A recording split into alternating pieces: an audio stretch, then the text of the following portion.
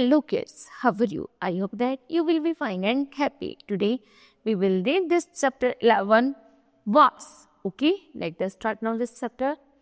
Read the following sentences. Number first, the girl plucks a flower. लड़कियाँ क्या करती हैं? फूल तोड़ती हैं. Next, the boy has his mate. The cow grazes and these are apples. Okay. In the above sentences, the word plucks, has, gives and are tells us something about subject.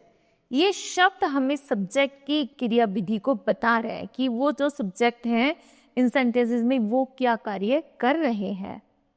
Okay, such words are called verbs. इन्हीं शब्दों को हम verbs कहते हैं. Okay, a verb is used to denote what a person. ये जो शब्द है हमें किसे बताते हैं कि वो व्यक्ति क्या कर रहा है.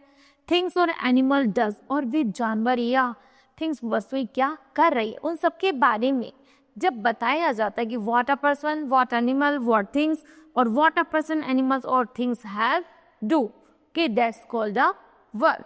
जब संज्ञा की अर्थात जब जो भी हमारा सब्जेक्ट होता है उसके बारे में जब विशेषता बताई जाती है कि उसके द्वारा ये क्रिया की गई है तो है ना उन्हीं शब्दों को हम वर्ब क्रिया कहते हैं. Okay, doing verbs. Most of the verbs falls into the categories of the doing verbs. मुख्य रूप से कुछ जो वर्ब्स को कुछ मुख्य पार्ट्स में कैटेगराइज्ड किया गया है. नंबर फर्स्ट है डूइंग वर्ब. डूइंग वर्ब्स होते हैं such as the play, read, drink and so on. These verbs have different forms to indicate persons, present, past and future time. I play, ये हो गया हमारा present. I played, मैं खेलूंगा, ये हो गया हमारा past. I will play, example है I play. मैं खेलता हूँ, ये हो गया हमारा present. I played, मैं खेल चुका हूँ, ये हो गया हमारा past. I will play, मैं खेलूंगा, ये हो गया हमारा future. Okay, next trend be verbs. Be verbs कौन सी है हमारी? Is, are, am, was, were, will be and shall be. These verbs denotes being. जो कार्य अभी हो रहा है उसको हम कहते हैं बी वर्ब्स. प्रेजेंट में आता है एम, इज, आर. पास्ट में आता है वाज, वर. फ्यूचर में आता है विल बी और शैल बी का प्रयोग किया जाता है. नेक्स्ट है have verbs. Have verbs are the has, have, had, will have and shall have. These are the verbs that show possessive.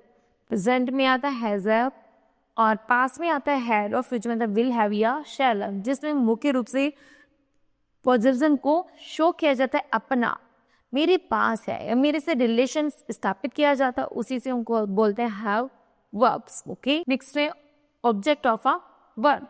Some verbs have objects after them. Read the following sentences. The children at. This sentence is incomplete. You will definitely want to know what children eat. So then verb eat should be followed by the some words to make complete sense. जो हमने eat, जो बच्चा eat कर रहा है, खा रहा है, अब हमें इस शब्द को complete sentence को complete करना है. जैसे we can write above sentences. The children ate fruit. बच्चे क्या खाता है? Fruits खाता है. Okay. Does the words need some words to make complete sentence? हमें कुछ शब्दों की जरूरत होती है इन सेंटेंस को कंप्लीट करने के लिए, और जिन सेंटेंस को आधार पर ये सेंटेंस कंप्लीट किए जाते हैं उसी को हम ऑब्जेक्ट कहते हैं. Okay, words that are the aid to the verbs to make complete sense are called object. जब सेंटेंस को बनाते समय और सेंटेंस कंप्लीट होता है, एक सही अर्थों में कंप्लीट होता है, उसी शब्द को हम ऑब्जेक्ट कहते हैं. In the above sentences What do the fruits eat? What do the children eat? बच्चे ने क्या खाया? तो आंसर आया fruit. So the word fruit is the object of the verb eat. Okay. Next है kinds of verbs. What are the two kinds? Transitive verbs and intransitive verbs. Now we discuss the transitive verb. Read the following groups of the words. Aditi loves. Aditi प्यार करती है, आकाश likes करता है. These are not sentence. ये sentence नहीं है. They are incomplete and require object to complete their meaning. इन सेंटेंसों का जब कोई ऑब्जेक्ट ही नहीं है, इनका पूर्ण अर्थ नहीं निकलता, इसलिए सेंटेंस नहीं माने जाते. Now read the sentence in groups of the words along with their objects. जैसे Aditi loves Chinese food. Aditi को क्या पसंद है? चाइनीज फूड अच्छा लगता है. उसी तरह आकाश टॉयज लाइक्स टॉयज, आकाश को टॉयज पसंद है. Okay, now this sentences make complete sense with objects, that's called the transitive verbs. Next है verbs which require object to complete their sense, जिसमें सेंटेंस में ऑब्जेक्ट होता है और एक कंप्लीट सही अर्थ निकलता है, उसी को हम ट्रांजिटिव वर्ब कहते हैं. ओके, नेक्स्ट है इंट्रांजिटिव वर्ब. इंट्रांजिटिव वर्ब है, read the following sentence. Abhi laughed, Abhi हंसा, द लिटिल बेबी क्राइड, छोटा बच्चा चिल्लाया. This sentence are completely and don't require any object. ये सेंटेंस है, ये क्या है, अपने आप में कंप्लीट है. ठीक है, इनमें ऑब्जेक्ट की कोई रिक्वायरमेंट नहीं होती, इसलिए हम इनको क्या कहते हैं, इंट्रांजिटिव वर्ब्स कहते हैं. Example, verbs that make complete sense without object. यह सेंटेंस बिना ऑब्जेक्ट के अपने आप में कंप्लीट होते हैं, आर कॉल्ड इंट्रांजिटिव वर्ब. इसलिए हम इन सेंटेंसेस को इंट्रांजिटिव वर्ब्स कहते हैं. Okay, verbs of the incomplete predictions. In the following sentences, bird fly, the children seems nice. In these sentences, the verbs fly and the seems are the intransitive verb. The first sentence, bird fly, makes complete sense.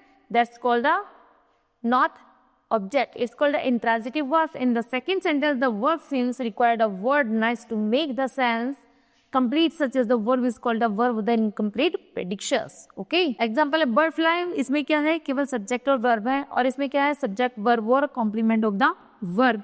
Okay, now kids, this chapter will be completed. I hope that you understood well. Thank you.